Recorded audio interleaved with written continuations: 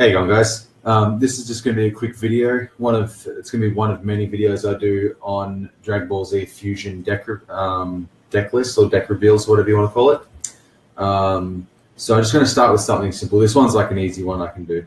So we're going to do a quick review on Black Devious Bardock. So this is a deck that I built for the Fusion tournament that we done on the last weekend. It's just running level 1 to 3 of Bardock from the Scorzy set. Basically, what you want to do with this deck is you're just camping on his level 1. It's got a constant combat power, which is your opponent plays with his hand revealed. Also, it's got a power where you can discard a card from your hand to draw a card and raise your anger 1. That's if you control an ally. So in this deck, we don't run allies, so that second part of the power is pretty much redundant. The main reason you're running this guy is just to have their hand revealed at all times. Which is super important for the way this deck runs. The other thing, if they level you up to 2 or 3, that's fine because they still have the same constant powers basically, where they play with the hand revealed. The only downside is if they level up, you'll lose your drills and have to find out how to get them back. So we've got level 1 to 3 Bardock. We also run from the Panini Z, we've got the Black Devious Mastery. So this one's power is your attacks deal +1 stage and +1 life card of damage, which is really nice for the just that extra card of damage. And there's some pretty big attacks in this deck as well that do quite a bit of damage. And generally with these attacks, when you do play them, you're generally going to hit. So getting that extra damage out of that's really nice. It has a power, discard a card from your hand, banish the bottom 2 cards of your opponent's discard pile. If you discarded a styled card, your opponent discards a card. That's also the main reason we're running this mastery actually is just for that discard effect. You'll see there's quite a few cards in here that combo really nicely with that. As for the sensei, we just have one West Kai sensei. So basically once per game, instead of doing attack, you can banish 2 non-combat cards, 2 of your opponent's non-combat cards. So that's just there for a little bit of control. Now into the actual deck itself. We're running 2 Dragon Balls. We have the Scorzy Earth Dragon Ball 6. This essentially works like a black power-up. So you use it as a power.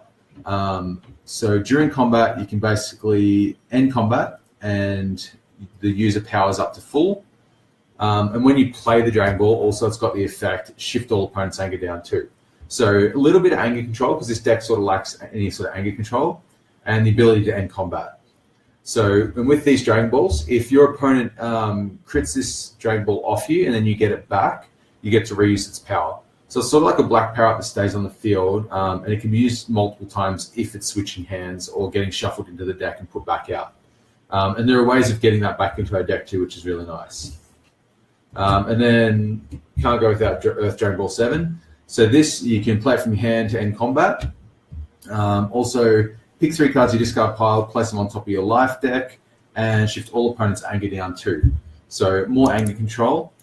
More end combat control, which you'll see is a pretty big theme for this deck. And also being able to play it to end combat and then stack 3 cards back on top of your deck so you can get your drills back if you've lost them or any important setups or anything like that. You can get the key cards back into your hand. So this card is like super crucial to the deck.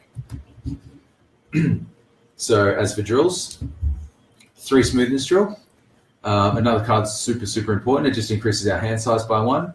There's not many ways in this deck to sort of like draw additional cards or anything, so having the extra hand size off this is really important. Definitely run that as a 3 of. We have the 1 of weakness drill, so this is limited 1 for the format. This one says, at the beginning of each discard step, your main personality can pay 1 power stage to make your opponent discard all cards from their hand. So this, comboed with the smoothness drill, you should be at +1 hand size, so generally you're going to have 2 cards in your hand, 5 cards if you enter combat, and your opponent's going to have 0 cards in hand or 3 if they enter combat. So these 2 drills pair really nicely together. The hard thing about this drill is the fact that you have to pay a stage to make your opponent discard, and Bardock's power-up rating is only 1. So if you get this out, you're essentially not gaining stages at all when you're passing your turns. But it still seems to work okay because you're not really doing that many attacks and not relying on your stages too much. Lucky last drill. This is from Fan Z. We have Black Absorption Drill. So this drill is really good. I don't really use it. You can use it for its power. Mostly I use this for the constant effect. So whenever you discard, destroy, or banish cards from your opponent's life deck from a non-damage effect, you can place a card from either player's discard on top of their life deck. So you see, this is essentially a bit of a mill / like banish sort of style deck. Banishes cards off the top of your opponent's deck. So whenever that happens, you choose any card in your discard and stack it on top of your deck. So this allows you, over the course of the start of your turn and your opponent's turn, you can stack a minimum of 2 cards on top of your deck. So you can really set yourself up combat after combat to do what you need to do. And I'll show you some cards to combo this with this really well. Setups, we have 1 Visiting the Past. That's limited to 1. Not totally crucial, but because you're playing on the defense a lot, you're not really entering combat as much. This is a really good card because it allows you to get basically an answer out of combat, or cards that can sort of get cards out of your opponent's hand, things like that. We have Teaching the Unteachable Forces Observation. So this one is used when your opponent tries to enter combat and basically forces them to skip combat and then go to their rejuve step. So that's really important for this deck too. It actually works really, really good in this deck. We have 1 Gone Fishing. Endurance 2. This one ends combat, and during the discard step, you get to keep an additional card in your hand. So there's lots of like sort of combat enders and combat skips and stuff like that in this deck. Plus keeping the additional cards really good. We have Namek Dragon Ball Wish, so ends combat again. These are all set up still, by the way. So ends combat. Choose 3 cards from your discard pile and shuffle them into your life deck. So that's really good just to get back the cards you need. There's a couple of key cards in this deck that are sort of crucial to the way the deck runs. So that's a really good setup. And lastly, for the combat enders, we have a black power up. So raise the personnel's highest power level and then end combat. So that's really handy too, just for the fact that Bardock, especially with that weakness drill, you're not really gaining stages when you power up. So being able to just power up to 10 randomly halfway through the game is really nice. Now for the Devious Mastery's discard effects, we have 2 black declarations.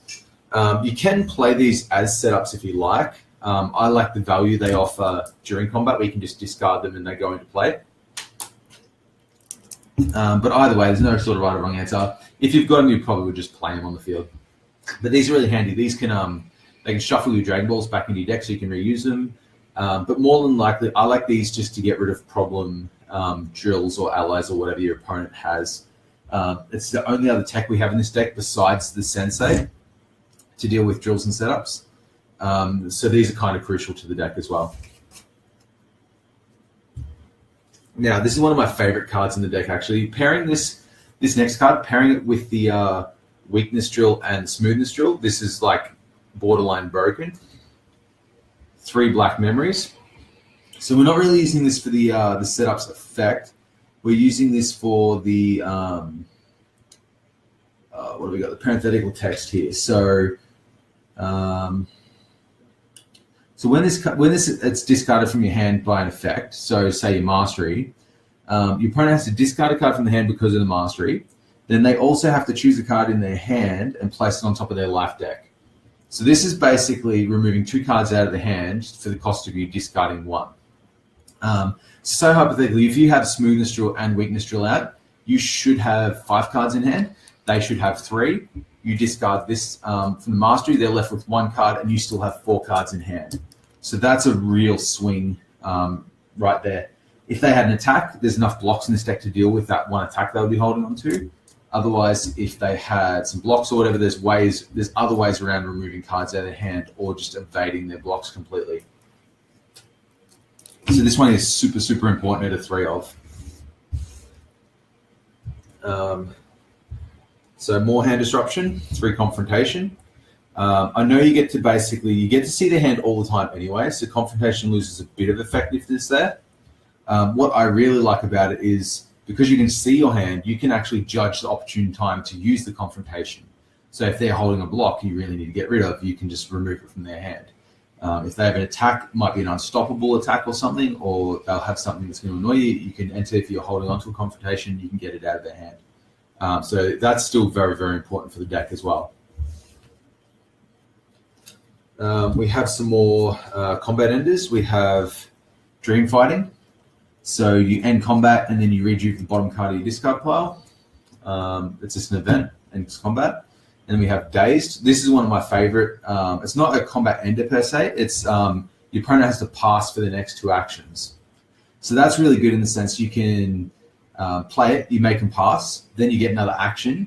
So you can do one of your attacks or get an attached card on your opponent or something, which I'll show you in a second. And then they pass again, and then you can just pass to end combat.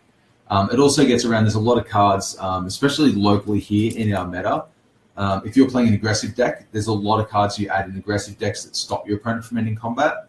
So Dazed sort of bypasses that because it's forcing them to pass rather than actually ending combat. So that's a really, really solid card. Now, because of the attacks we're running, a lot of them have hit effects that are pretty crucial. So we're going to run 3 Black Invitation. This one is destroy the top 2 cards of your opponent's life deck. Then you may discard a styled card with a printed hit effect to use the hit effect of that card. So this is really good because first it's milling your opponent for 2. You're destroying 2 cards off the top of their deck. So you're sort of advancing win condition with that. Then what you can do is use the, the absorption drill. So you get stacked cards on top of your deck because you've made them discard. Then you can discard one of your hit effects, which I'll go through now. So attack against physical beats, we have 3 defensive burst. What I've found, with the exception of a few sort of anger decks, most decks seem to run a pretty strict theme of whether they're going to be doing an energy beats or a physical beats or some sort of control. But generally they run very, very similar style attacks. So this is just, these cards are really powerful in this format. So defensive burst is good. Generally it's going to hit because a lot of the physical decks don't run as many blocks. Otherwise, with that invitation, you just discard it, make a mill, and then stop them from performing attacks. So this is a really solid card. We have 3 black energy webs. So same thing as the defensive burst. This obviously stops your opponent from playing energy attacks. They both do quite a amount of damage. So defensive burst with mastery is doing 5 life cards in a stage. This one here is doing 7 life cards in a stage with the mastery. So decent damage. Even if I'm versing a physical beats deck, it's still nice playing this just to throw out a bunch of damage. Now, one of the key cards of the deck, this is actually really, really hilarious. Black Capture. It works so good in this deck.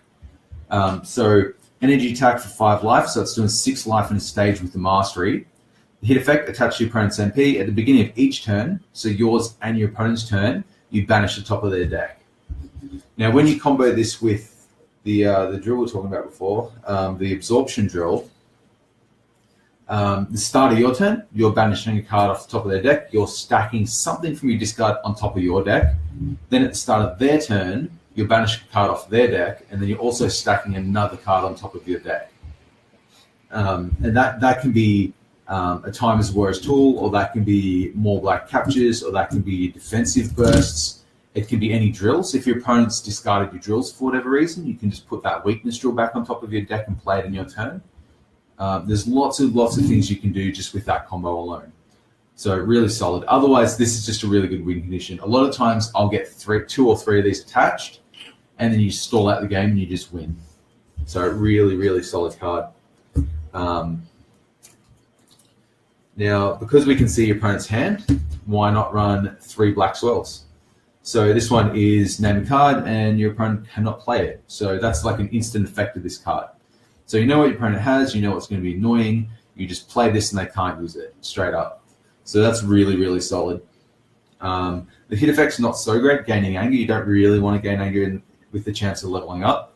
But it's a small price to pay for what this card can do. Some more combat enders. We have a straining energy move. Costs 1 life and does 4 damage or 5 damage at stage with mastery. Ends combat. Blinding energy move. cost banishing the top 2 of your deck, but that'll do 4 cards and a stage with the mastery. So they're both your attacks and end combat. Also, just doing that little bit extra damage is also nice. Onto some blocks. We have 3 Black Body Destruction. This card I basically replaced Black Delays. So what this does, it's a physical attack that does 4 stages of damage, and it's got effect that discards a random card from your opponent's hand. Otherwise, you can use this as a physical block. So this is mostly here to be used as a physical block. But in the case your opponent doesn't have any physical attacks, because you can see the hand, you can just play this as attack to make them discard a random card. So just all around really, really solid value. Also black styled, so if you really want, you can just master it if you've got nothing better to mastery. This is one of my favorite cards. In any deck I try and include this in, or any deck that's running a personality with 500,000 power or less. So Underdog Dropkick. Once again, this is similar. It's a physical attack. It gains you 4 stages and rejuves itself after use. But also, if your power is below 500,000, you can use this as a physical block or an energy block. So this is really solid because it's a dual block. It's a physical combat, so it can't be sphered. And it gains you stages and rejuves itself. So gaining stages is super important for this deck because once you get that weakness drill out especially, you're not really gaining any stages each turn. So this is a really, really solid card. Some more physical combat. So these are just more dual blocks. So stops a physical attack or stops an energy attack because you're black styled. So basically it's a physical combat. It's a dual block, really solid. So that's black wrist block. Some more dual blocks. We have 3 black defensive burst. They're just good. So basically stops a physical or energy attack. And then the rest of the effects don't really matter in this format. So just another dual block, really solid. We have a black buffer block. This is a really, really solid card. So it stops a physical or energy attack. And then you can search your discard pile for a card that discards a card from your opponent's hand and add it to your hand. So you basically stop an attack with that, and then you can search for a black body destruction if you want. So if you've got some physical beats deck, you might want to get that extra block, remove another card from their hand. You can even search for your weakness drill if you want, because that discards cards from the hand. So if that's been discarded, your opponent's entered on you, you can play that, add the weakness drill to your hand, and then on your next turn, you just play weakness drill. There's also some more cards this can search, which I'll show you in just a second. So that's a really solid block there. That's also limited to 1, unfortunately. It would probably be a little bit broken if it was any more than that. So black energy stance. This one's an event, stops a physical or energy attack. If your opponent has 3 or more anger, they have to discard a card from their hand. So that black buff block can still search for this one as well. This isn't as great of a block, but any sort of deck that's gaining any amount of anger, it just works really well against, just to be able to make them discard again. Some more dual blocks. We have black defensive aura. So this is just another event. It's a dual block. Really, really solid. We have a Timer's Warrior's Tool. Basically stops all attacks. We all know what that does. And lucky last, 1 speedy dodge. So this stops an energy attack. You may discard a card from your hand. If you do, your opponent discards a card. This one's just really good just for a tech if you are versing energy decks, because sometimes you can have multiple dead cards in your hand. Well, that might be dead, but with the discard effect, they can be really useful. So you might be able to mastery in a black declaration, and then you might be able to or mastery in a, what do we got? Sorry, the black memories. You could mastery in a black memories, and then you could speedy dodge a black declarations in, or you could just get rid of a dead, like a physical block or something like that. So also that's searchable with black buffer block, which is also really good. So that's basically the whole deck list. If you haven't gathered by sort of reading the cards, the whole idea of the deck is you want to sit on your level 1, get your drills out to control your hand size and your opponent's hand size, and then you basically just want to get your black captures attached. You can win without using black captures, just via hitting with attacks. Because you can see your opponent's hand, you can sort of make sure all your attacks hit. You can also make sure you can block all your opponent's attacks. And when it gets to the point you can't block all their attacks, you just end combat. So even without the black captures, you'll just win anyway. But getting like 3 black captures attached and then just constantly ending combat is just super, super powerful. It's also a really good tech against like Dragon Ball decks because you've got a good chance of banishing Dragon Balls off the top of their deck. And just, getting rid of key cards. Also, banish damage is just really good. It means they can't sort of VTP to get their things back. They can't stack anything to get their things back. It's really solid. Also, it works really well with, as we're saying, teaching the unteachable forces observation. Because if you had even 2 of these black captures attached, at the start of your turn, banish 2 off their deck. At the start of your opponent's turn, banish 2 off their deck. They will try and enter. You use this to make it so they have to skip. Then at the start of your turn, banish another 2. At the start of the turn, banish another 2. So you've just banished 8 cards off the top of their deck. They haven't even had a chance to try and answer that at all. So, and that's just off 2 of these. You get 3 of these attached and you're banishing, like 12 cards off the top of the deck. It's just really, really powerful. Yeah, so that was the Black Bardock deck. If there's any questions or anything, definitely leave them in the comments. It's super fun to play. It's just like a really unique play style for this deck. It's not super powerful. I have lost games with it. I've lost 1 game with it, which was to a red freezer deck, and that's only because I didn't get any black captures attached, and he was just doing more damage than me. I think he hit me with a couple of supernovas, and it was really sort of hard to come back from that. So, but yeah, otherwise, really, really solid deck, really super fun to play, and I definitely recommend it to anyone.